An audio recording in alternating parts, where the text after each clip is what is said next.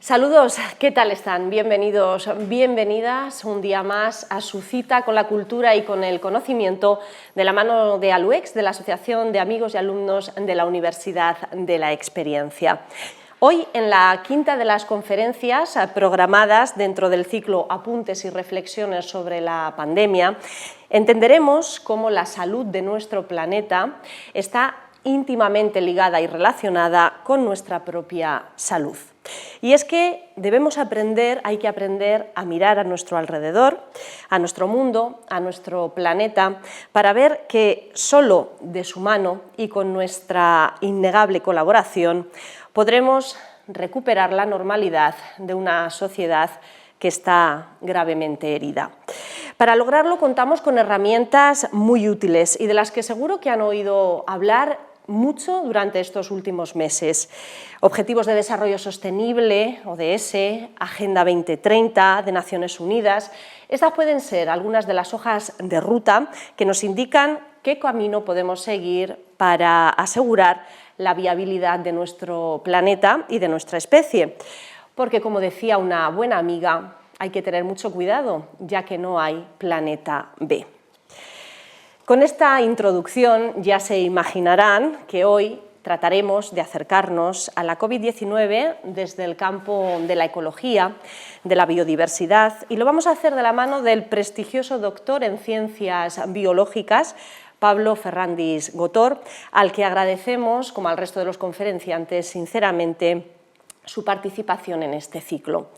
Pablo Ferrandis Gotor es licenciado en Ciencias Biológicas por la Universidad de Valencia y doctor en Biología Vegetal por la Universidad de Murcia. Es también profesor de Ecología, Botánica y Conservación de la Naturaleza en la Universidad de Castilla-La Mancha desde 1999 y catedrático de universidad en el área de Producción Vegetal desde 2018. Su trabajo se centra en la ecología de comunidades y poblaciones vegetales, la ecología de la germinación y la biología de la conservación de plantas. El doctor Ferrandis ha realizado estancias de investigación en el Centro de Ecología Funcional y Evolutiva de Montpellier, en Francia, y en el Instituto de Evolución y Ecología de la Universidad de Tübingen, en Alemania.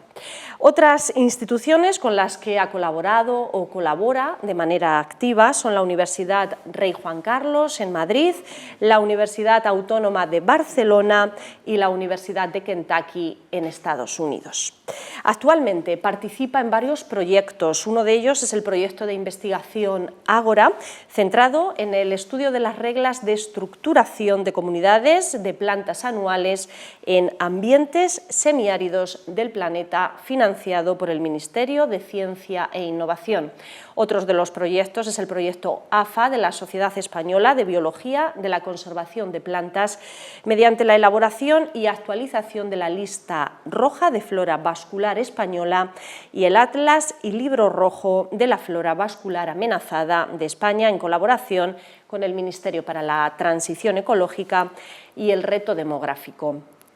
Más cosas. Pablo Ferrandis es miembro de la Asociación Española de Ecología Terrestre. Hasta la fecha ha publicado 60 artículos en revistas internacionales de impacto, además de otras 87 publicaciones en forma de libros, capítulos de libro, monografías, informes científico-técnicos y artículos nacionales. Tiene reconocidos 4 sexenios de investigación y un sexenio de transferencia por la Comisión Nacional de Evaluación de la Actividad Investigadora. En la actualidad, y quizá les suene, sea más conocido en el ámbito de Albacete, porque en la actualidad, como decimos, es director del Jardín Botánico de Castilla-La Mancha, cargo que ocupa desde el año 2019, y también como director del Departamento de Producción Vegetal y Tecnología Agraria de la Universidad de Castilla-La Mancha desde 2013, así como coordinador del Departamento de Medio Ambiente del Instituto de Estudios Albacetenses desde 2011. Podríamos seguir, pero lo vamos a dejar aquí porque yo creo que se han podido hacer una pequeña idea o una gran idea y de la sobrada calidad y excelencia de nuestro invitado de hoy. Con su conferencia Pandemia de COVID-19, una visión desde la ecología, Pablo Ferrandis Gotor analizará cómo el fenómeno del cambio global ha propiciado el origen de esta enfermedad con las consecuencias sanitarias y económicas que por todos es de sobra conocida. Con el doctor Ferrandis les vamos a dejar, no sin antes informarles que aunque ya se han eliminado las medidas reforzadas adheridas al nivel 3, como todavía continuamos en este nivel, las conferencias siguen siendo sin público, ya saben, se graban para después emitirlas a través del canal desde el que usted nos está viendo, la página web de Diputación Provincial de Albacete o la página web de la propia Asociación de ALUEX. La próxima semana, tan solo este apunte, recordarles que nos adentraremos en las redes sociales y en cómo esta actual, que no nueva, forma de comunicación nos ha conectado a la era digital a un ritmo para algunos un tanto vertiginoso, sobre todo para aquellos que preferían hasta ahora lo analógico y se han tenido que enfrentar a lo digital. Interesante también este tema, sin duda. Bien, pues les dejo ya con la conferencia y, como siempre, deseo que la disfruten. Bueno, pues nada, lo primero agradecer a ALUEX que me haya invitado a este ciclo de conferencias, que realmente decir que es muy interesante. Muy interesante. Yo, viendo el programa, lo que he comprobado es que, claro, están todas las conferencias enfocadas a la pandemia de la COVID, pero desde distintas disciplinas y puntos de vista. Yo creo que esto, pues al final, creo que puede dar una visión bastante interesante. A mí me toca hablar de la pandemia desde una visión de la ecología.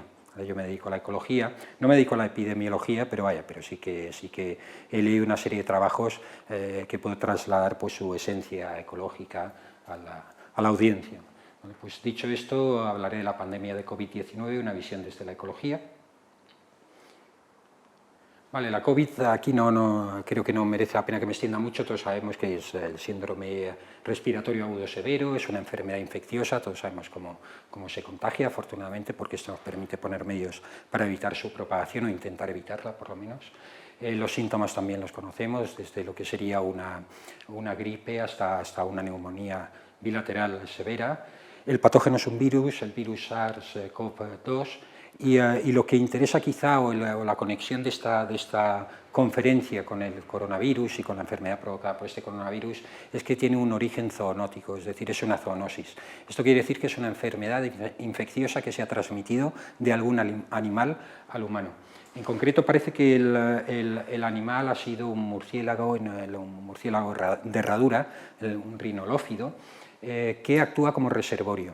En la naturaleza, los animales reservorios son animales que pueden alcanzar grandes concentraciones, grandes cargas del patógeno que produce la enfermedad, bien sea un virus, bien sea una bacteria, y que pueden sobrevivir, al final terminan muriendo también por la enfermedad, pero pueden acumular gran cantidad de carga patogénica sobreviviendo, porque tanto el animal como el virus están adaptados el uno al otro desde hace mucho tiempo, han coexistido mucho tiempo y pueden llegar a estas situaciones. Claro, los reservorios son peligrosos porque aunque estos también mueren, pero vaya, el problema es que puedan saltar a otros animales y al humano. Parece que ha mediado en el origen de esta zoonosis, del coronavirus, parece que ha mediado algún otro animal. Hasta hace poco se estaba hablando del pangolín, pero no está muy claro ahora, a partir de los análisis que se han hecho a nivel genético de ADN, de los virus, de los SARS, que transportan los pangolines, no está muy claro que el pangolín esté implicado, y de hecho no se sabe muy bien qué otro animal podría estar implicado, pero vaya, lo cierto es que es una zoonosis y que ha saltado en este caso de animales silvestres al humano. Bien, la propagación tiene lugar, el origen es en Wuhan, el primer foco conocido. Se hablaba del mercado mojado de Huanan, ¿vale? Y de hecho la OMS que ha visitado ahora, la comisión que ha visitado el sitio, en concreto lo que no tiene muy claro es que haya sido el brote primigenio, porque ha habido gente que ha estado infectada en ese brote primero que no tenía relación con el mercado. En cualquier caso, cito lo del mercado mojado, porque los mercados mojados son mercados que se lavan constantemente, son mercados muy grandes en donde se vende de todo. ¿vale? Y en ese de todo incluye animales silvestres, bien vivos o bien muertos después de cazarlos. Son mercados muy frecuentes en Asia y en África y francamente las condiciones de higiene pues, no son las adecuadas y además entramos en contacto directo con esta fauna silvestre sin haber pasado pues, los filtros sanitarios que son necesarios, con lo cual la OMS ya ha advertido, lleva tiempo advirtiendo del peligro que tienen estos mercados y China ahora a partir de la enfermedad del coronavirus pues está regulándolos y está intentando cerrarlos. Se propaga muy rápidamente por todo el mundo. Bueno, ahí he puesto un poco la cronología, pero no voy a entrar en ella. Se propaga muy rápidamente porque vivimos en un mundo hiperconectado, en donde la capacidad de desplazamiento que tenemos los humanos es enorme. Podemos cruzar de una punta a otra del planeta en cuestión de día o incluso de horas, ¿no? Hasta el punto de que en diciembre, un año después, en diciembre de 2020, el coronavirus había llegado a prácticamente todos los países, había habido casos de enfermedad en prácticamente todos los países del mundo, e incluso en territorio chileno de la Antártida, es decir, ha afectado a los seis continentes, ¿no? Bueno, las consecuencias sanitarias, pues vuelvo a decirlas, realmente es un drama lo que está sucediendo. Yo creo que a veces el problema es que lo estamos normalizando un poco, pero si uno se para a pensarlo es un drama. En el mundo hoy han dicho que hemos llegado ya a 109 millones de contagiados. Estas estadísticas que presento son del domingo, las actualicé el domingo. Fallecidos, 2 millones, casi 400.000 personas.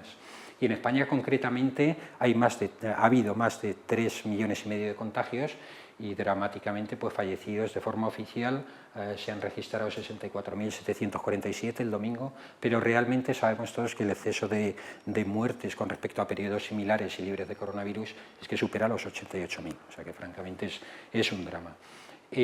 Consecuencias económicas, pues no es tan dramático como lo otro, pero también tiene unas dimensiones que entran dentro de lo que es el concepto de drama, ¿no? Porque realmente hay una reducción del crecimiento económico importante, un desempleo, ERTEs por todos sitios, caída del consumo y la producción, hay sectores que se están viendo enormemente afectados y sectores muy importantes en nuestro país para la economía nacional, los sectores de servicios como la hostelería, el turismo, los espectáculos, ¿vale? Cuando hablo de crecimiento económico, me vais a permitir que ponga este dibujito ahí o este icono. Lo digo porque a mí el término de crecimiento económico siempre me llama mucho la atención desde el punto de vista de la ecología. Entiendo que es necesario el crecimiento económico, o cuando menos es necesario que haya una economía que funcione lo suficientemente bien para ofrecernos a todas las personas pues, un estado de una situación de bienestar, un nivel de bienestar adecuado y al que tenemos derecho, ¿no? Pero yo cuando oigo del crecimiento económico y oigo constantemente en las noticias, ¿no? Las estadísticas pasadas del crecimiento económico, este año hemos crecido tanto, o las perspectivas que hay para el año siguiente, yo siempre me viene a la cabeza esta grafiquita de aquí. Esta gráfica de aquí es una gráfica de crecimiento, es la gráfica universal de crecimiento poblacional de los organismos en la naturaleza, y es lo que estudiamos en ecología, ¿no? lo que explicamos a los estudiantes de ecología en los niveles básicos de la ecología. Los organismos, las poblaciones de los organismos, sea cual sea el organismo, en general lo que tiende es a crecer exponencialmente. De una forma potencial creceríamos exponencialmente, es decir, sin límites y hacia arriba. Pero lo cierto es que luego el ecosistema donde habitamos los organismos pues tiene una capacidad de carga determinada que viene impuesta por la disponibilidad de recursos. Los recursos son limitados siempre en el ecosistema. De tal manera que al final todas las poblaciones comienzan con ese crecimiento exponencial, pero finalmente conforme se van acercando a la capacidad de carga del ecosistema entran en una fase asintótica, es decir, que se detiene ese crecimiento. Claro, cuando yo oigo hablar de crecimiento económico, en fin, pues me acuerdo de esta gráfica y digo, ¿y cuándo llegaremos a la asíntota? Y la Tierra tiene también una asíntota, está claro, ¿no? Y esto lo digo porque va a conectar mucho con lo que luego vamos a ir viendo del uso de la naturaleza que estamos haciendo en la actualidad y quizá a lo largo de toda la historia del ser humano. La relación de Homo sapiens con la naturaleza. Bueno, pues la relación de Homo sapiens con la naturaleza, pongo ahí un Homo sapiens, un poco feo ya, pero vaya. El Homo sapiens es una especie superinteligente. Es decir, realmente la especie más inteligente, y esto lo sabemos todos, que ha existido en la historia de la vida en la Tierra, que en la historia de la vida en la Tierra son cerca de 4.000 millones de años. Somos superinteligentes, tenemos un cerebro enorme, y ahora lo veremos un poquito, pero me temo que también tenemos un superego enorme, y yo creo que el ego es terrible. Al final hace hace un daño enorme, ¿no? En nuestro pequeño entorno y a nivel planetario yo creo que también.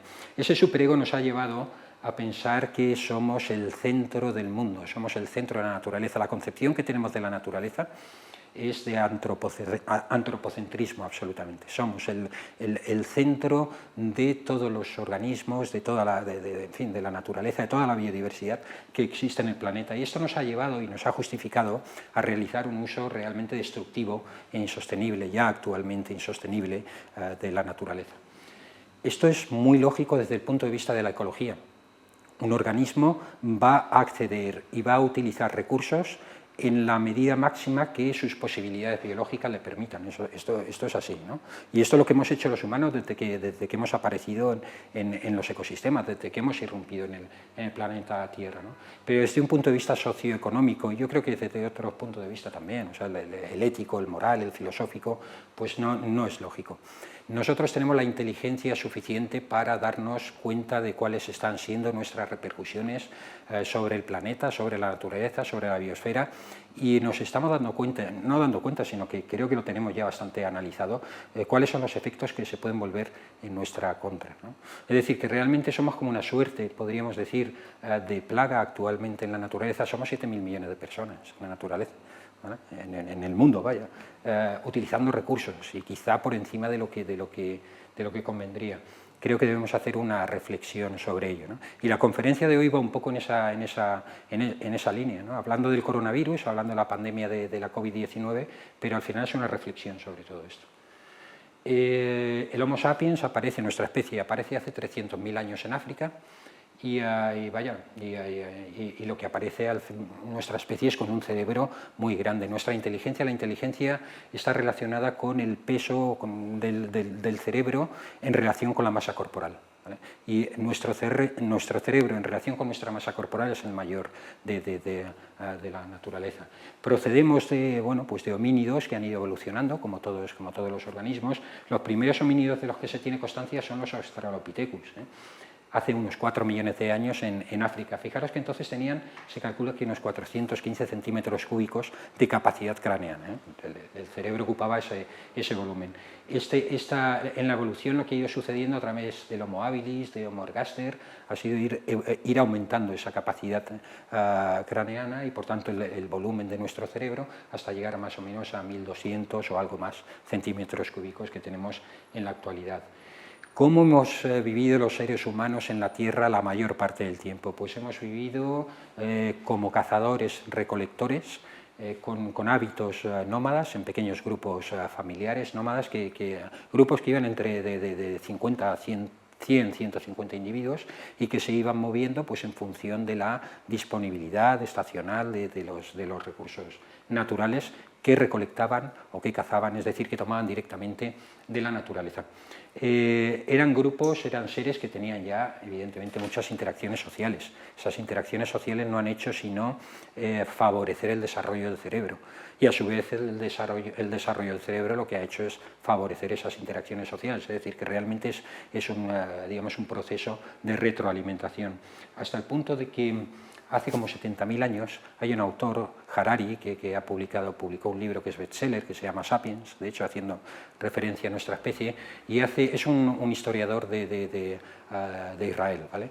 Y él hace un repaso y un análisis y obtiene una serie de conclusiones a lo largo de toda la historia de nuestra especie, ¿no? Y él lo que comenta, lo que viene a postular es que hace unos 70.000 años una revolución cognitiva, es decir, por algún tipo de mutación, mutaciones que no se conocen bien, evidentemente, porque no han quedado en el registro fósil, pero el cerebro de los seres humanos termina o se desarrolla más todavía y alcanzamos unas habilidades mentales que no las teníamos hasta entonces, ¿vale? Esta es la consolidación absoluta del humano moderno. ¿Qué sucede con este humano? Por tanto, hace 70.000 años. Mirad, aquí lo que muestro es la historia de la migración, de la expansión y de la colonización del ser humano por todo el planeta, por todas las tierras emergidas del planeta. Primeramente, el Homo sapiens lo que hace es distribuirse y ocupar África, y a partir de ahí, hace 65.000 años, pasa a Europa y a Asia.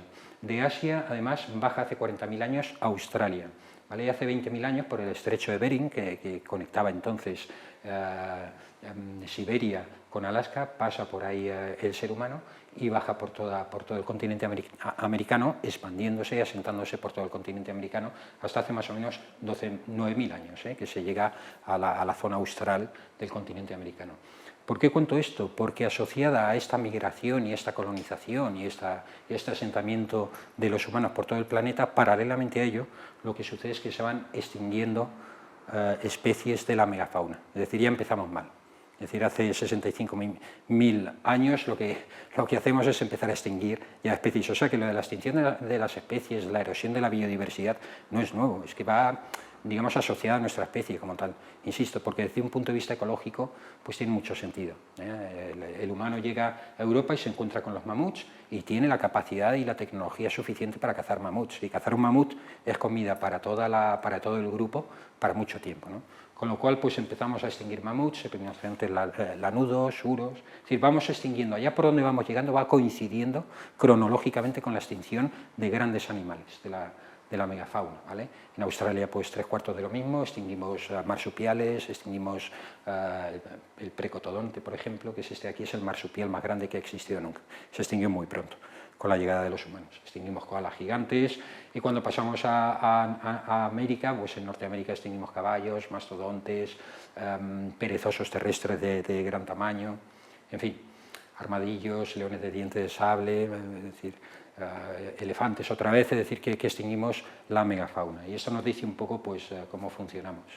Hace 12.000, 11.000 años aparece la agricultura, los primeros asentamientos con agricultura. En Oriente Próximo, lo que hoy es Oriente Próximo, a esto se le llama la media luna fértil. Es la zona del trigo, es donde se domestica el trigo. En la zona de Asia, la zona del arroz, también hace mucho tiempo, 11.000 años.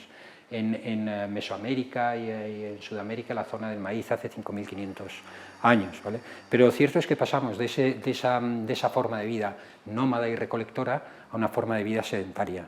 Una forma de vida sedentaria, además con producción, por cambios, no voy a contar ahora, pero es sobre todo por cambios climáticos, es decir, el ser humano sabía cultivar, lo que pasa es que no le hacía falta. En un momento dado empieza a darse una serie de condiciones que conducen al humano a solucionar aquella situación y esa ecuación mediante la agricultura.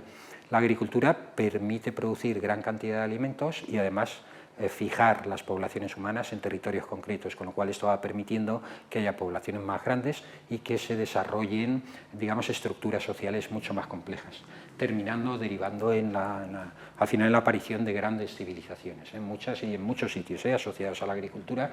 Bueno, termino ahí con la civilización romana. De ahí pasamos al feudalismo, que es claramente agrícola, es un fundamento agrícola, estamos toda la Edad Media con el feudalismo y hace 2 siglos comienza la revolución industrial, ¿vale?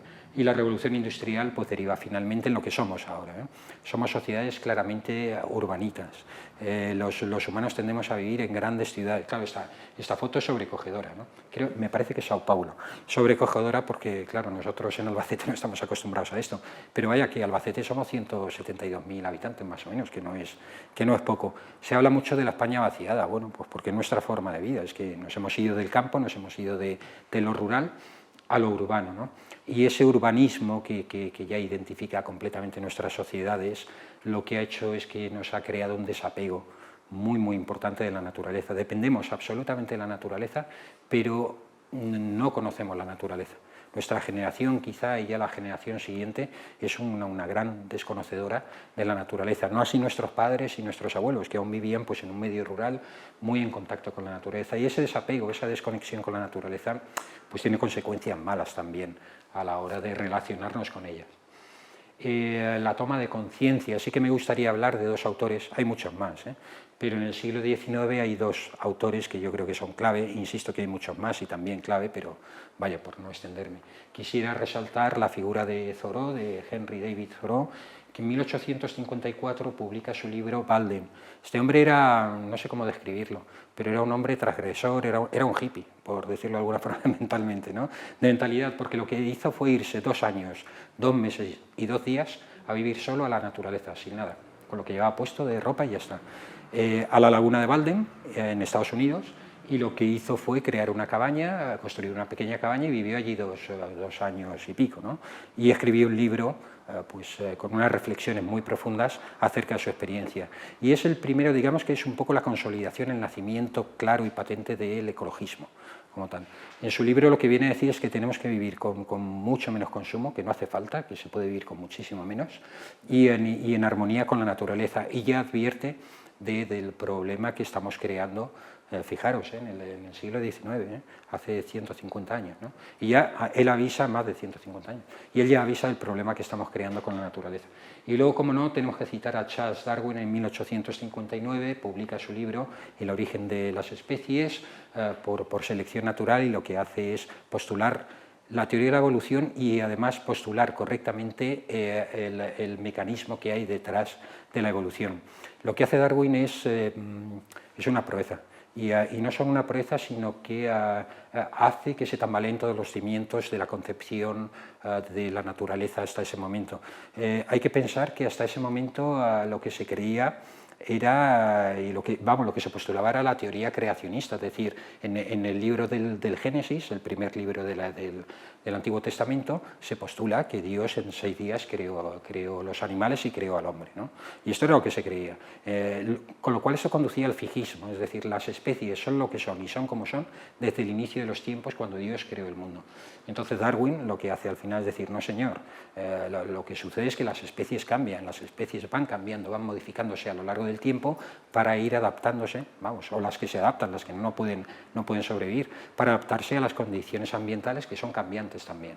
Y por tanto, las especies cambian y el ser humano no procede de Adán y Eva, el ser humano no es ese animal que Dios creó a su imagen y semejanza, no somos semidioses, que es lo que se planteaba hasta entonces. Estamos entre Dios y el resto de los organismos, ¿no?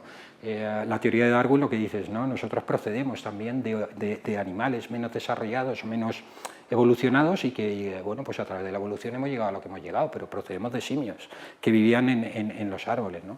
Esto realmente cambia absolutamente la concepción de la naturaleza y lo digo porque es algo que debemos de recordar siempre cuando vamos a planteamientos antropocentristas, ¿vale? Porque no somos el centro del mundo, no somos la especie elegida ni somos semidioses, somos un organismo más en la naturaleza, hiperinteligente, pero somos un organismo más. Yo en las clases siempre digo que la evolución de alguna manera nos iguala, y siempre pregunto en clase, ¿qué creéis que vale más, un ser humano o una sardina?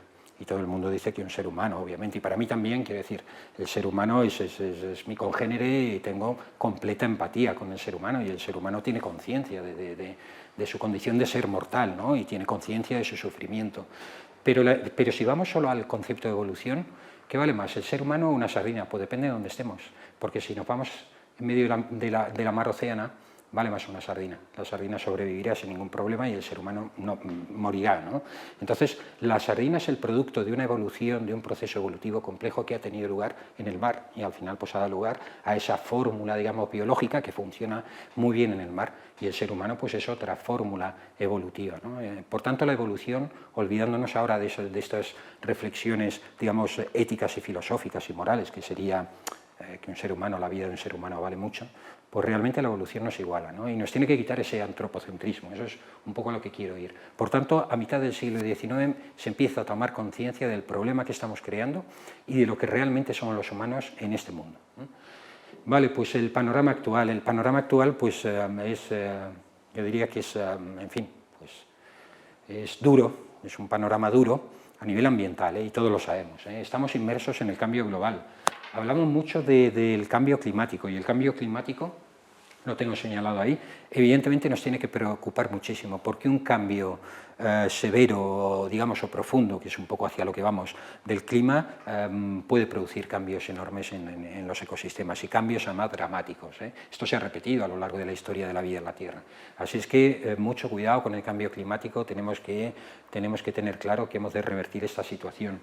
Pero es que aparte del cambio climático hay otra serie de procesos de degradación ambiental a escala global, a escala planetaria, que también están afectándonos y que se retroalimentan unos a otros, que afectan también al cambio climático. La deforestación.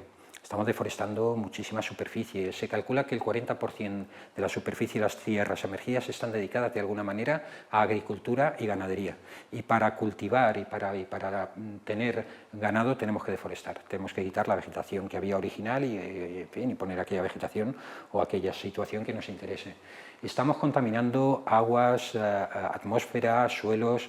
Baste decir el ejemplo de los microplásticos que hemos repartido ya por todo el mundo, por todos los mares y que, bueno, pues que van a tener y que están teniendo una incidencia importante. Estamos degradando y fragmentando los hábitats. Lo que era una superficie grande ocupada por un hábitat que es la casa de muchos organismos, pues la hemos fragmentado en parches. Los organismos muchas veces tienen dificultades para vivir en esos parches porque no tienen superficie suficiente para atender sus requerimientos ecológicos. Tenemos el cambio climático, tenemos la desertificación, es decir, la pérdida acelerada y inducida por el ser humano de fertilidad de los suelos. Especies invasoras. Hoy en día hemos generado un cambalache de especies silvestres, pero un cambalache tremendo en todo el mundo. Llevamos especies silvestres de unos ecosistemas a otros.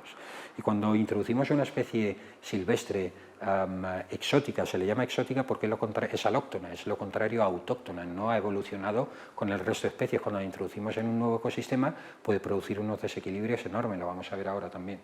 Bueno, pues todos estos fenómenos globales que se retroalimentan unos a otros, lo que están haciendo es poniendo en peligro o erosionando de forma importante la biodiversidad, menoscabando la biodiversidad y los servicios ecosistémicos. La diversidad biológica o biodiversidad no es otra cosa que la variabilidad de los organismos. En general, cuando hablamos de biodiversidad, el debate de la biodiversidad lo llevamos a las especies, ¿no? El número de especies, cuántas especies hay en este ecosistema, cuántas especies hay en este territorio, y es lógico porque la especie es un concepto que es tangible un poco, en fin, para todos, ¿no? Sabemos lo que es, ahí podemos distinguir perfectamente una hormiga de un elefante, pero la diversidad biológica va mucho más allá. Dentro de la propia especie, dentro de una población, lo que encontramos es una diversidad genética, que es también biológica, no lo olvidemos. Es decir, la gente que estamos aquí, por ejemplo, ahora, somos todos diferentes. Unos somos de un género, otros de otro, unos tenemos un color de pelo, un color de ojos. Esta es la diversidad biológica. Y esto no es sino digamos, la manifestación fenotípica pues, del genotipo que hemos heredado de nuestros padres a través de la recombinación genética que tiene lugar en la reproducción sexual, ¿vale? Así es que todos los individuos somos distintos, tenemos un código genético diferente. Pues ahí tenemos una población con una variabilidad genética de una especie en concreto. Esa especie en concreto está en un ecosistema y tenemos el nivel de diversidad de especies con distintas especies, y ese ecosistema junto con otros ecosistemas ocupa un gran territorio, y cada uno de estos ecosistemas va a jugar o va a desempeñar unas funciones determinadas y va a ofrecer unos servicios ecosistémicos determinados a la humanidad. Por tanto, tenemos que pensar en esos tres niveles cuando hablemos de diversidad biológica. ¿Qué son los servicios ecosistémicos? No es otra cosa que los servicios ambientales, Son los beneficios que los ecosistemas, que la naturaleza aporta al ser humano. Pongo aquí algunas fotografías representativas de algunos servicios ecosistémicos, hay muchísimos más. Regulación del ciclo del agua, la regulación hidrológica que hacen las plantas, que hacen los bosques, por ejemplo, con las lluvias y demás. La polinización por parte de los insectos, que la necesitamos sencillamente, por poner un ejemplo, para la producción agrícola de muchos de nuestros cultivos. La fotosíntesis y generación de biomasa vegetal a partir de esa fotosíntesis, imprescindible para producir el alimento básico del cual nos sustentamos el resto de organismos que estamos en las cadenas tróficas. Las redes tróficas de descomponedores que hay en el suelo. Muchísimos animales, invertebrados y muchos microorganismos que reciclan la materia orgánica y vuelven a liberar nutrientes minerales y mantienen la fertilidad de los suelos. O incluso el bienestar psicológico y emocional que nos proporciona la naturaleza, por poner algunos ejemplos.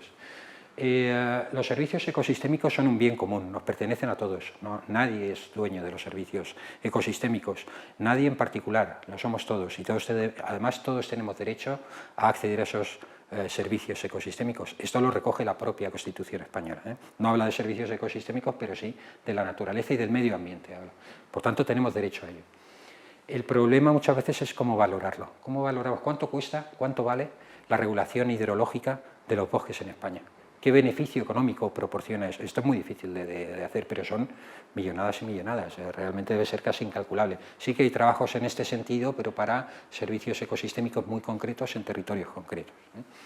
Y luego un problema asociado a esto son las externalidades. Las externalidades es que algunas o muchas actividades humanas lo que hacen es deteriorar los servicios ecosistémicos de forma gratuita. Es decir, alguien que está produciendo un bien está obteniendo un beneficio económico de la producción de ese bien a base de deteriorar y de menoscabar a todos los demás, de robarnos un poco de esos servicios ecosistémicos. Este es un planteamiento que se ha venido haciendo y que es terrible y que hay que controlarlo, hay que poner orden en la agresión de los servicios ecosistémicos. En los países desarrollados esto sí que se ha avanzado mucho. Hoy en día nadie en España es impensable que una industria, que una factoría o quien sea, para obtener un bien, pues contamine un río. No se puede verter a un río un producto contaminante, ¿vale? Pero en los países en vías de desarrollo, pues claro, siguen estos problemas. Y vaya, vale, pues dicho esto, ya entro en el tema de las epidemias, me centro ya, pero quería plantear este marco, este es el marco que tenemos, una naturaleza compleja, una especie también, la nuestra, compleja, y hay un cambio y una situación ambiental pues difícil, dura, y en la cual pues tenemos que pensar ya seriamente. Lo venimos haciendo, pero hay que reflexionar seriamente. En ese contexto también están las epidemias. ¿Cómo nos protege la naturaleza, una naturaleza sana, de las epidemias? Una naturaleza sana, que es lo que estamos haciendo, que la estamos enfermando, ¿no? Bueno, pues una biodiversidad bien organizada, funcional, bien estructurada en un ecosistema y por tanto proporcionando los servicios ecosistémicos que puede proporcionar, lo que va a hacer es de alguna manera proporcionar tres mecanismos que controlan el desarrollo de epidemias, ¿vale?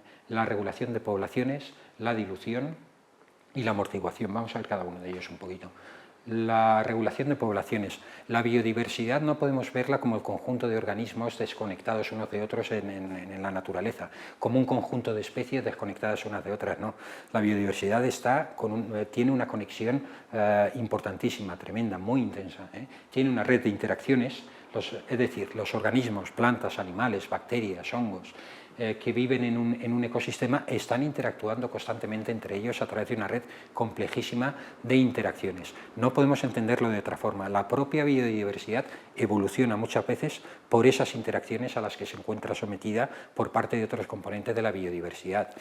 No podemos entender la biodiversidad comparándolo con un reloj, como las tuercas y los tornillos y las agujas del reloj puestos encima de una mesa, ¿no? Realmente el reloj, para que funcione, pues tienen que estar todas las piezas engranadas y finalmente pues ese reloj nos marcará el tiempo, nos marcará las horas. Pues mucho más complejo todavía, pero así es la biodiversidad. De tal manera que la biodiversidad se establecen muchos tipos de interacciones.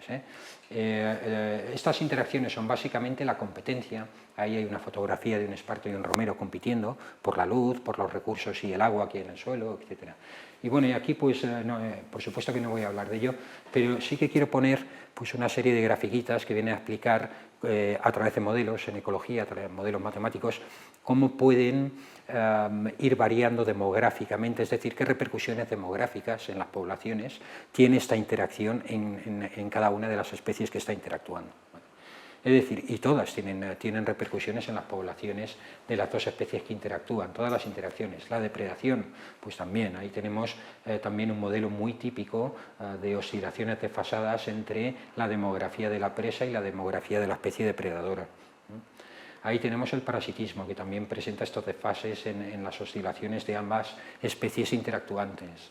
El mutualismo, que también afecta a los organismos que interactúan, ¿no? En definitiva, lo que quiero decir es que todo este conjunto de interacciones, toda esta red de interacciones, complejísima red de interacciones que tiene lugar en un ecosistema, lo que hace es estructurar debidamente los ecosistemas, las comunidades biológicas que cohabitan en un ecosistema. De tal manera que en general lo que se impide es que la población de una sola especie y de unas pocas especies se desmadre en el ecosistema, es decir, se expanda y monopolice los recursos. No, porque a base de depredación, de competencia, de parasitismo, etcétera, esas poblaciones se mantienen a raya por parte de las poblaciones de otros organismos y viceversa, ¿vale? Porque a su vez el parásito es depredado por otro organismo, es decir que, con lo cual una naturaleza sana lo que se encuentra bien compartimentada. Cada especie ocupa lo que llamamos en ecología su nicho ecológico, un nicho ecológico definido por sus requerimientos ecológicos y no sale de ahí, ¿vale? Constreñido a ese espacio ecológico, ¿vale? Con lo cual un patógeno es difícil que se extienda, o un reservorio que lleve, un animal reservorio que lleve un patógeno, es muy difícil que se extienda en un ecosistema sano, porque se le va a mantener a raya precisamente por ese conjunto de interacciones que vienen de otras especies. Este sería el primer mecanismo. Hay otro mecanismo muy interesante, que es el de la dilución, ¿vale? Mirad, cuando un reservorio, ese animal que puede tener una carga patológica importante, convive en un ecosistema bien estructurado, con una amplia riqueza específica, con muchas especies, con una diversidad rica, ese virus, que puede proliferar mucho en ese animal, va a tener que hacer frente a una gran diversidad inmunológica, porque va a tener que hacer frente a los sistemas inmunitarios de las distintas especies a las que puede saltar. Y muchas de esas especies tienen un sistema inmunitario que reacciona fuertemente contra el patógeno, contra el virus, la bacteria, con lo cual ese virus lo que hace es que es frenado, es mitigado, no se puede expandir en la población, se va diluyendo porque se va extendiendo a otras especies, pero ahí fracasa y se diluye. Con lo cual la riqueza de especies, cuanto mayor sea la diversidad, más contenida va a estar la posibilidad de extensión de una pandemia o de una epidemia, vaya.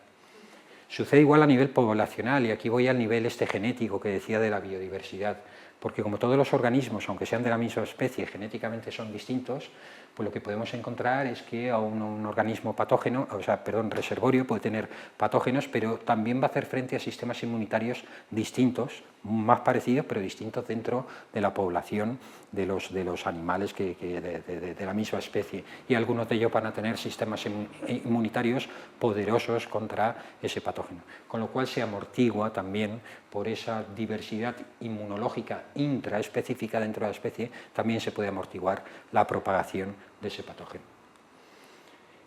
Un ejemplo yo creo que muy ilustrativo y que todos lo vamos a entender y que me gusta contarlo porque lo he vivido yo directamente, ¿no? Que es la agricultura. Aquí, esta es una fotografía que yo suelo mostrar con frecuencia, porque es mi huerto, de verdad, mi huerto que yo tenía, que yo cultivaba en mi pueblo. Y el huerto que cultivaba en mi pueblo, que es por la zona de la Sierra de Alcaraz, era una pasada, porque yo siempre sigo cultivando huertos y siempre en ecológico, pero es que en el huerto que tenía en el pueblo no me hacía falta en absoluto ningún tipo de medida fitosanitaria en ecológico, ni siquiera en ecológico, es decir, es que no enfermaban las plantas que yo producía. Esto es una fotografía de mata de habichuela, que fijaros pues, la densidad que tiene, en fin, con un vigor enorme, y nunca enfermaban, jamás.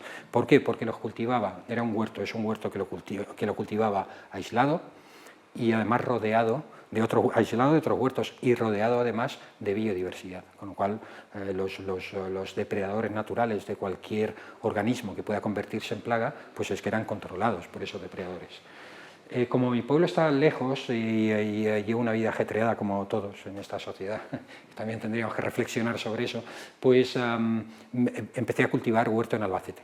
Los huertos comunitarios que hay ahora en Albacete, que son fantásticos, o sea que es una maravilla. A quien le guste la horticultura pues es fenomenal. Pero yo ya empecé a ver que en mis plantas del huerto comunitario pues sí que aparecían una serie de enfermedades que yo nunca había visto en mi pueblo. Y es que es inevitable, es una gran extensión ocupada una extensión la que sea, pero ocupada por huertos, por las mismas especies, con menos diversidad y rodeado de un territorio alterado por el ser humano, con la diversidad mucho más reducida, mucho más simplificada, con lo cual ahí pues claro, pues ya no estamos teniendo ese efecto tampón, ese efecto de contención de muchas plagas. Y ya si nos vamos a lo que es la agricultura convencional, pues la agricultura convencional es que requiere de cuidados intensivos, desde que se empieza a cultivar hasta que se recoge la cosecha, ¿no? Es así. Y si no, claro, es que son grandes superficies monoespecíficas de una sola especie, es decir, diversidad cero, y rodeada de otras grandes superficies cultivadas también, es decir, no existe apenas biodiversidad. Hasta el punto de que ahora se promueve mucho y se habla mucho de crear ribazos de vegetación natural alrededor de los cultivos, en donde puede haber depredadores naturales de las plagas y que pueden ayudar a controlar esas plagas, la proliferación de plagas.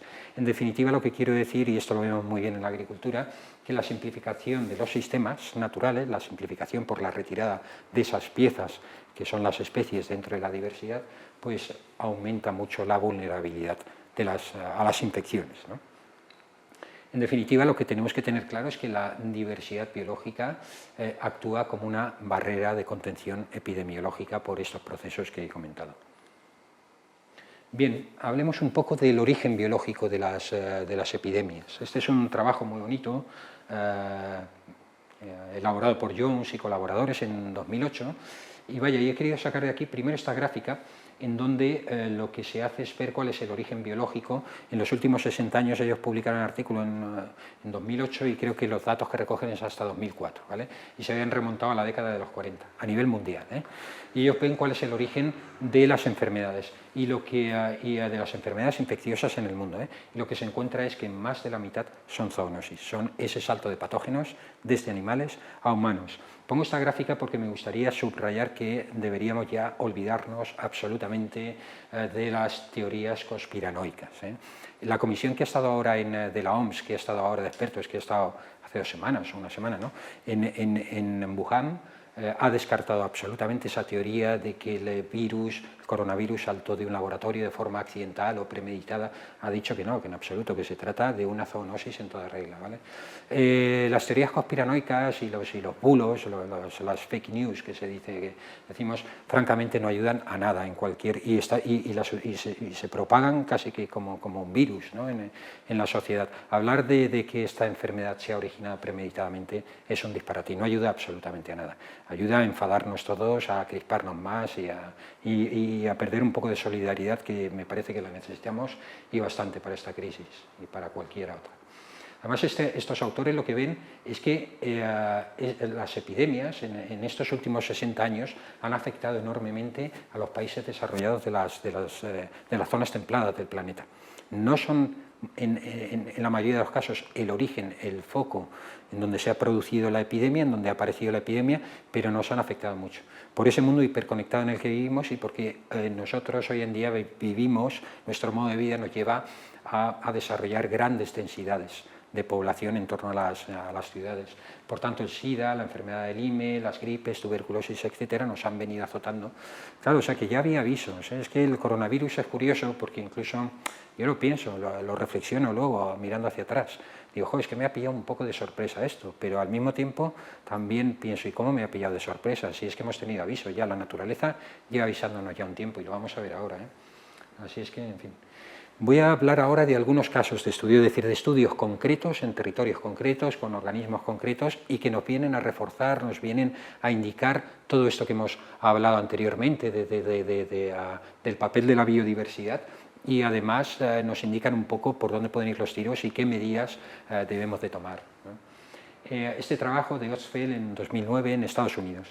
Este autor lo que encontró es que hay una correlación negativa entre el número de especies de aves que hay en un territorio, y en Estados Unidos en zonas de agricultura intensiva, y la prevalencia de la fiebre del oeste del Nilo, que es una enfermedad provocada por un virus, en los humanos. Es decir, cuantas más especies de aves hay en un territorio, menos porcentaje de humanos se infectaban de esta enfermedad. Esta enfermedad, cuyo reservorio son algunas aves, algunas especies de aves, y luego por un vector, que es un mosquito, se puede transmitir al humano, ¿vale? El principal reservorio, luego lo veremos, es el mirlo americano, ¿vale? Y fijaros, lo que viene a decir aquí es que en sistemas simplificados por esa agricultura intensiva, por esa deforestación absoluta y el cultivo monoespecífico en grandes superficies, eso ha favorecido mucho a pocas especies que están bien, de pájaros que están bien adaptadas a estos ambientes, a ambientes alterados, el mirlo americano, que además son importantes reservorios del virus, ¿vale? Mientras que si se consigue que haya más aves, lo que sucede es que muchas de estas aves, más especies de aves, lo que se consigue o lo que sucede es que estas especies de aves, muchas de ellas son malos reservorios del virus y están diluyendo precisamente la propagación de este virus. O sea que esto es un hecho objetivamente constatado de esa barrera por dilución que establece la naturaleza. La fragmentación de los hábitats y la prevalencia de las epidemias también tiene importancia, ¿eh? Hay un trabajo muy bonito también, bueno, es que todos esos trabajos francamente son muy chulos, ¿no? Porque nos cuentan la realidad, con datos reales, tomados en la naturaleza. Alan y colaboradores en 2003 lo que estudiaron fue la prevalencia de la enfermedad de Lyme, que es una enfermedad producida por bacterias, ¿vale? Y lo que estudiaron fue la prevalencia de esa enfermedad, de la contaminación de esas bacterias en el organismo reservorio, que es una garrapata, ¿vale? Y lo que vieron en función del tamaño de los fragmentos de hábitat natural donde estaban estas garrapatas. Y lo que encuentran clarísimamente es que el porcentaje de ninfas infectadas por la bacteria se va reduciendo conforme se hace mayor el área de bosque del fragmento, del hábitat natural, del fragmento. Y de igual manera, la densidad de ninfas de garrapatas infectadas también se reduce con la superficie de hábitat natural, con la superficie del bosque, del fragmento. En definitiva, cuanto mayor es el fragmento de hábitat natural, más se reduce, más se contiene la probabilidad del origen de una zoonosis. Esto se puede ver muy bien aquí, esto es una fragmentación típica. La fragmentación está muy asociada a agricultura, a urbanización, a construcción de vías de transporte, etc. ¿vale? Lo que va haciendo es ir ganándole terreno por deforestación a los hábitats naturales, ¿vale? Que pueden ser bosques o pueden ser otro tipo de hábitat también, ¿vale? Pero en cualquier caso, la vegetación natural y por tanto el ecosistema en su conjunto va quedando relegado y acantonado en parches que van quedando aislados unos de otros y al final no pueden intercambiar los organismos, los individuos de unas poblaciones a otras, los individuos quedan separados en subpoblaciones que muchas veces ya no pueden conectar, ¿vale? Quedan separados y muy concentrados en ese fragmento. Y si el fragmento es pequeño, la densidad de ese organismo, en este caso el reservorio, se hace muy alta y por tanto se contaminan todos mucho. Es un poco... Por tanto, intentemos no fragmentar hábitats. Si fragmentamos hábitats, sabemos que estamos aumentando la probabilidad de generación de un foco de zoonosis, en algunos casos. Otro trabajo chulísimo que está hecho por Tanner y colaboradores en 2019 y aquí además han intervenido profesores de la Universidad de Castilla-La Mancha, para orgullo un poco de la institución. En Asturias lo que han estudiado, y esto es muy reciente, está publicado muy recientemente en la revista Nature, en Nature Communications, en Nature, que es una de las revistas más prestigiosas del mundo, y ellos lo que han encontrado... Bueno, da igual, lo dejo ya todo. Lo que han estudiado es la prevalencia de tuberculosis en jabalíes en función de que existan lobos, depredadores de jabalíes, o que no existan lobos, ¿vale? Los jabalíes es un buen reservorio de la tuberculosis, ¿eh? Puede llevar una carga bacteriológica importante de tuberculosis. Finalmente le acaba afectando y hay mortalidad por ello. Pero lo que encuentran, y esto es muy importante, lo que encuentran es que allá donde hay lobos, la infección de los jabalíes, de la población de jabalíes, es mucho menor. Es decir, la prevalencia en esa especie reservorio es mucho menor. Es muy sencillo. Si no hay lobos, la población de jabalíes es regulada, entre otras cosas, por el parásito, que es la bacteria. Y lo que hace es que van matando jabalíes, pero cuando alcanzan un grado de infección muy elevado, ¿vale? Si hay lobo, el lobo controla la población de jabalíes cazándolos y los caza antes de que esa infección alcance un nivel elevado. Con lo cual, el lobo lo que está haciendo es reduciendo el grado de infección de los jabalíes y, por tanto, el posible foco de zoonosis también que representan los jabalíes. Por tanto, los depredadores prestan un servicio ecosistémico clave al reducir la prevalencia en la población presa, en la población reservorio, ¿vale? Lo que sugieren estos autores es que a la hora de debatir si lobo sí o lobo no, porque seguramente muchos saben que hay un debate muy intenso en este sentido, pues desde un punto conservacionista es muy interesante introducir el lobo, desde un punto económico en la ganadería pues no interesa que se introduzca otra vez el lobo porque entra en conflicto ahí directo, pero claro, estos autores lo que dicen, vale, sí, pero en ese debate por favor pongan también sobre la mesa este servicio ecosistémico de control de zoonosis. Otro trabajo publicado en 2020, es decir, hace nada, por Johnson y colaboradores, pone unas grafiquitas, pero vaya, lo resumo muy rápido, es cuáles son los mamíferos más peligrosos desde el punto de vista epidemiológico para los humanos.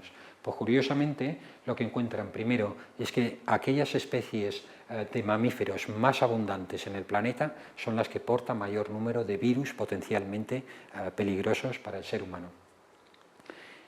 Los grupos de animales que mayor cantidad de virus tienen son los animales domésticos, tanto los de la ganadería como los que nos acompañan como mascotas, los primates y los murciélagos, por ese orden. Y son animales que tenemos mucho contacto con ellos, los domésticos por supuesto, pero primates y murciélagos pues es que se cazan mucho y se consumen, ¿eh? O sea que no aquí, claro, pero hay zonas tropicales que se sigue haciendo. De hecho, el problema de Wuhan pues de alguna manera viene de los murciélagos.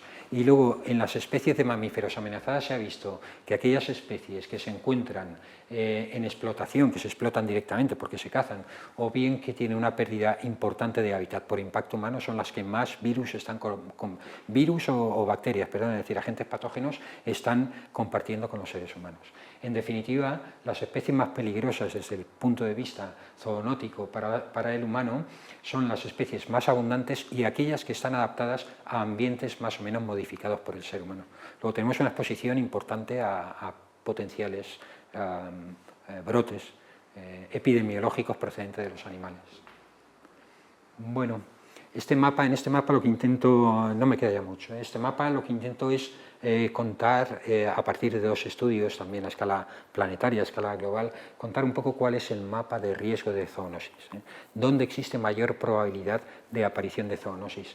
Y fijaos, el trabajo de Jones, que ya lo he comentado antes, y colaboradores, y un trabajo de Allen y colaboradores del 17. Y fijaos que los mapas coinciden, mucho. Aquellas zonas rojas y amarillas, o en este caso amarillas, son las que mayor riesgo tienen.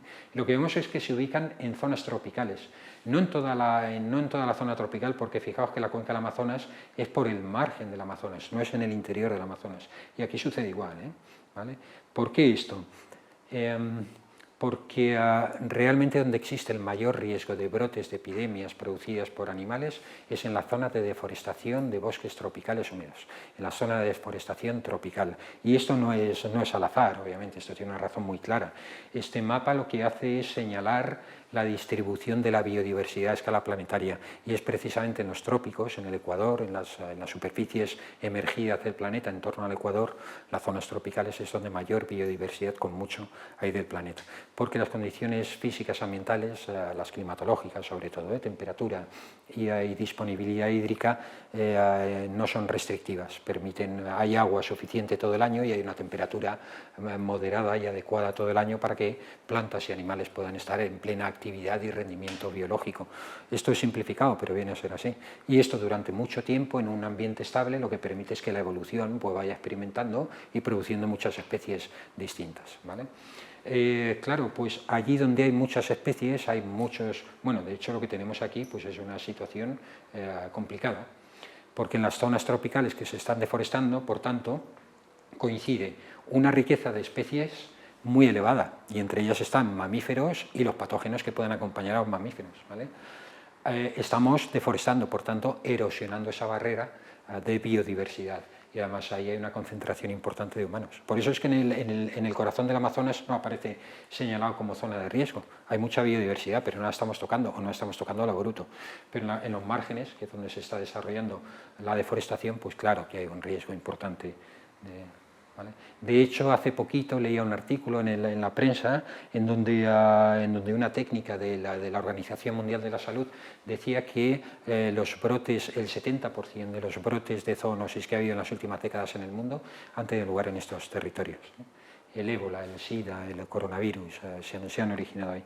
Y además luego, bueno, con lo cual lo que podemos concluir es que las enfermedades infecciosas van en paralelo un poco a la degradación tropical. Así es que tendríamos que pensarnos, por este motivo y por muchos otros, tendríamos que pensarnos lo de los bosques tropicales, en fin. Pues tenemos que ver la forma de detener su destrucción. Esto es muy difícil también, porque claro, cada gobierno va por su sitio y tendríamos que llegar a un acuerdo internacional para pedirle a estos países o para convencer a estos países de que detengan esa destrucción. El cambio climático viene a complicar esto también, porque el cambio climático, ese cambio de clima y ese aumento de la temperatura, lo que puede promover también es la expansión del área de distribución de algunos animales y de algunos patógenos que pueden provocar epidemias. De hecho, el origen de la zoonosis son fundamentalmente agresiones a la naturaleza. Eso es lo que nos tiene que quedar claro. La deforestación, la agricultura y la ganadería, que van asociado a una deforestación masiva también, la minería, que lleva también asociada una incursión muchas veces en los bosques y en los ecosistemas naturales. La caza, que implica caza y consumo directo de, consumo de animales silvestres. Todo ello a lo que ha conducido es a una incursión del ser humano en hábitats naturales y más un contacto extremo entre humanos y animales silvestres, con lo cual pues tenemos ahí el problema. Algunos ejemplos muy rápidos. Mirad, el SIDA. El SIDA parece que se originó a partir de la caza y consumo en la zona del Congo de chimpancés, ¿vale? De ahí saltó el SIDA, el virus del SIDA. Y que el SIDA pues ahora está clínicamente está más controlado, pero ha sido terrible, fue una epidemia terrible en las zonas templadas del planeta también, en África ni digamos, ¿no? Pero en las zonas templadas pues muy terrible y muy letal al inicio, ¿no? La enfermedad de Nipah en Malasia, esto se han talado y se han incendiado bosques, entonces el reservorio de esta enfermedad es un zorro volador, un murciélago, un quiróptero, vaya, es el orden de los quirópteros, es un murciélago de estos muy grande, ¿no? que duermen en los árboles boca abajo, que lo hemos visto alguna vez en reportajes y tal. Este quiróptero, al empezar a quedarse sin casa, al empezar a quedarse sin bosque, empezó a moverse y entró en contacto con cerdos domésticos, transmitió la enfermedad al cerdo doméstico y el doméstico a los humanos. El virus del Nilo Occidental, ya lo hemos comentado, además es un virus que se me había olvidado decir que este año pasado afectó a gente, de hecho hubo algún caso de mortalidad, poquita, pero algún caso de mortalidad en la cuenca del Guadalquivir. O sea que, el virus del Nilo Occidental está muy asociado a su propagación en Estados Unidos a la agricultura intensiva, que lo que hace es que favorece mucho la expansión del mirlo americano, que es un buen reservorio, y luego un vector, que es un mosquito, pues pica al mirlo y pica al humano y transmite la enfermedad. La malaria, la deforestación del Amazonas permite y favorece la propagación, la expansión del mosquito anófeles, que es el transmisor, el vector de la enfermedad de la malaria. La esquistosomiasis está producida por un platelminto, un gusanillo, cuyo reservorio principal es varias especies de caracoles acuáticos. La sobrepesca ha llevado a la eliminación de depredadores naturales, peces, que se alimentan de estos caracoles, con lo cual al final también se ha expandido la enfermedad de la esquistosomiasis. ¿Vale? El ébola es una enfermedad también con una tasa de mortalidad tremenda, ¿no?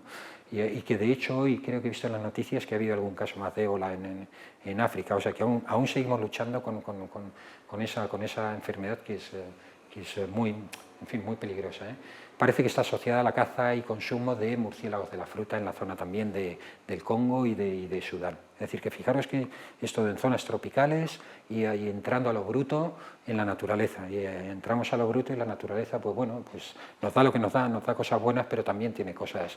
Así es que olvidémonos del antropocentrismo, que no somos esa especie elegida que podemos con toda la naturaleza. No podemos con la naturaleza. Tenemos una muy mala relación con la naturaleza y viceversa. O sea que la naturaleza también nos puede devolver efectos negativos. Nosotros también enfermamos a los animales. Esto cada vez hay mayor cantidad de evidencias objetivas de este efecto. A través de esa introducción de especies exóticas, ese trasiego y ese cambalache que estamos haciendo de especies, a través de la fragmentación de hábitats y a través de las especies domésticas que cada vez entran, o en muchos sitios entran en contacto con las especies silvestres, estamos transmitiendo enfermedades a la fauna silvestre. Hay muchos casos ya, ahí están algunas de las enfermedades que leía el otro día también en un artículo muy reciente, o sea que también nosotros estamos provocando pues enfermedades a los animales, ¿no? Hasta el punto de que la UICN, la Unión Internacional para la Conservación de la Naturaleza, que ahora hablaré de ella, pues está promoviendo el paradigma de una sola salud, ¿no? De One Health, que viene a basarse en la interdependencia indisoluble que existe entre la salud de los animales, de los humanos y de los ecosistemas. Si enferman unos, podemos enfermar los otros y viceversa. Para ir terminando, el cambio climático también puede ser origen de enfermedades contagiosas, ¿no? de epidemias. Aunque esto no hay tantas evidencias y parece que no hay tanto riesgo por el momento, pero vaya. Sabéis que con el cambio climático, con el aumento de la temperatura a escala planetaria, el permafrost se está fundiendo. El permafrost es el suelo permanentemente helado que hay en las regiones circumpolares, ¿vale? Y que lleva helado, ese suelo lleva helado y esos hielos llevan allí incluso miles de años, ¿eh?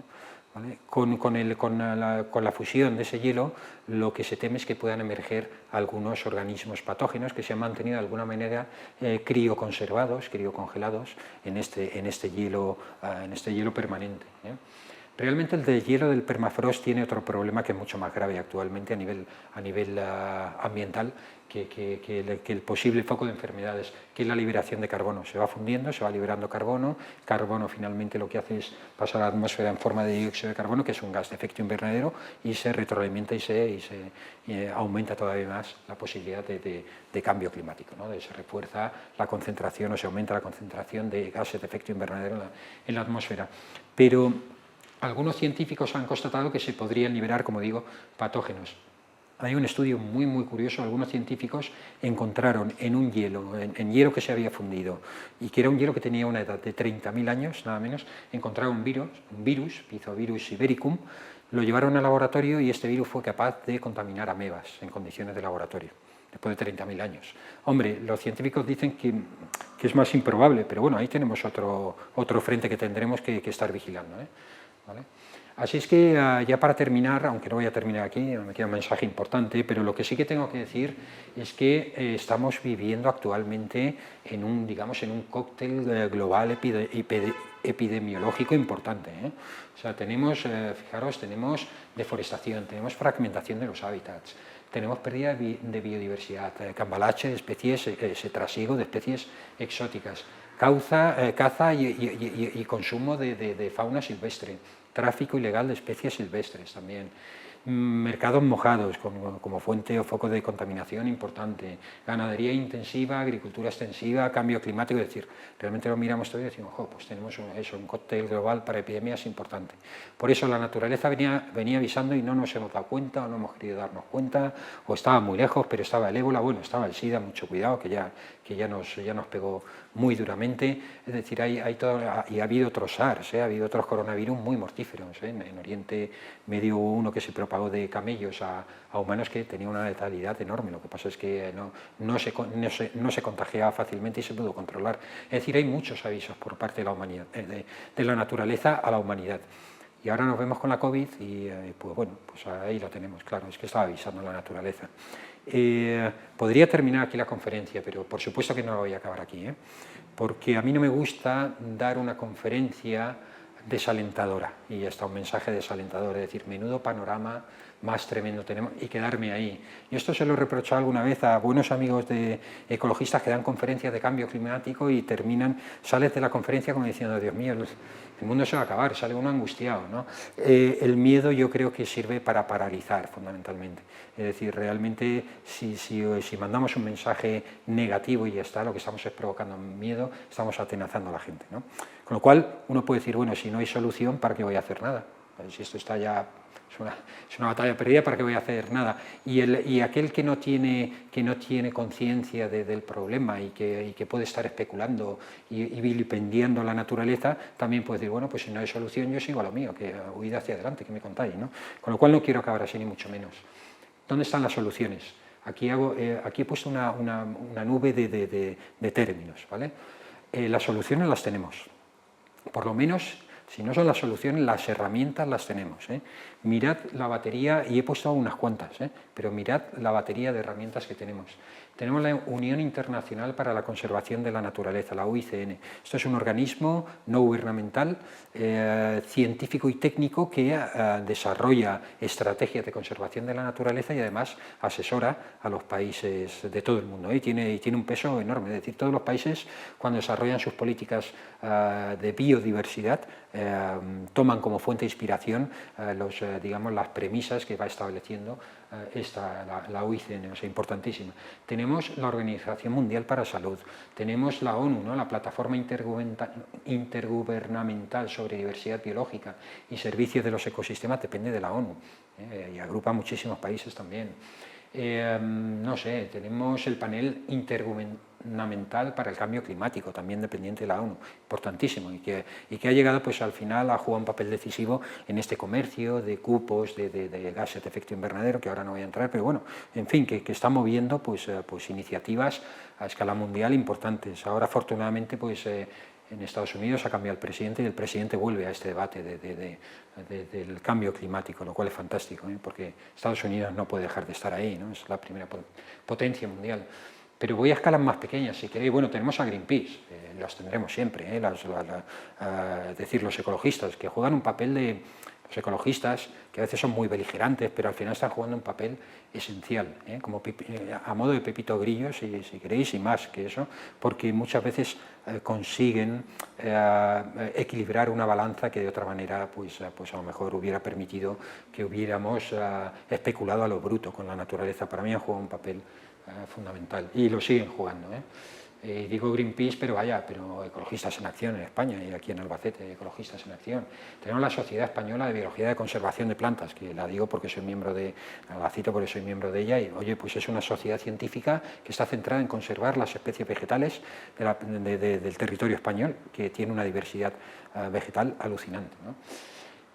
Tenemos la agenda que se ha citado antes, la citabas tú, Llanos, la Agenda 2030, ¿no? Con los Objetivos de Desarrollo Sostenible, y que la Diputación de Albacete, como en el resto de España, pero la Diputación de Albacete la ha implementado, la lleva implementando hace tiempo y está implementada en todos los municipios de la provincia de Albacete. Y ahora el Ayuntamiento de Albacete también se va a adherir, también se va a meter en el desarrollo de esta Agenda 2030, ¿no? Hombre, en el municipio de Albacete se implementa, pero quiero decir que va a ser ejecutor de esa implementación, ¿vale? Tenemos una concejalía de sostenibilidad, voy bajando de escala, pero bueno, tenemos una concejalía que está pendiente o cuyo objetivo es este, ¿no? Igual que tenemos un ministerio para transición ecológica. Hace 10 sí, pero hace 20, 30 años era sencillamente impensable esto, ¿no? O sea que realmente tenemos muchas herramientas. No puedo evitar hacer un poco de publicidad, pero tiene sentido, Tenemos un jardín botánico en la ciudad de Albacete. Y lo digo que es el Jardín Botánico de Castilla-La Mancha porque un jardín botánico es un espacio museístico centrado en la investigación, conservación y difusión del reino vegetal, de las plantas, de la biodiversidad vegetal.